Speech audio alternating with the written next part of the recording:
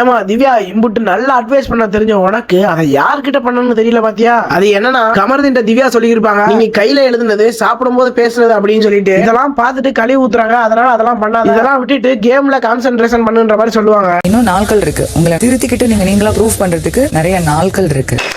வாய்ப்பில்லை ராஜா.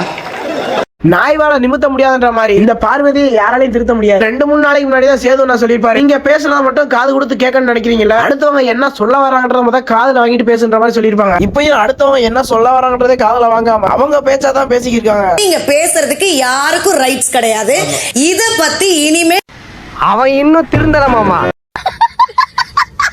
ஒயில்ட் கார்டுன்ற பேர்ல யாராச்சும் திவாகரா ரீல்ஸ் பண்ண விடாம தடுப்பாங்கன்னு பார்த்தா இந்த அமித் பார்கவும் சேர்ந்து ரீல்ஸ் பண்ணிருக்காருங்க.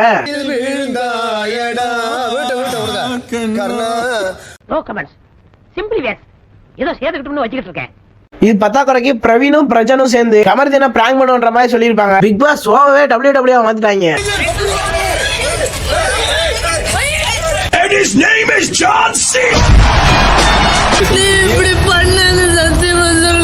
என்னங்கடா இடையில பருத்தி பிரியாமணி வயசுலாம் வருது.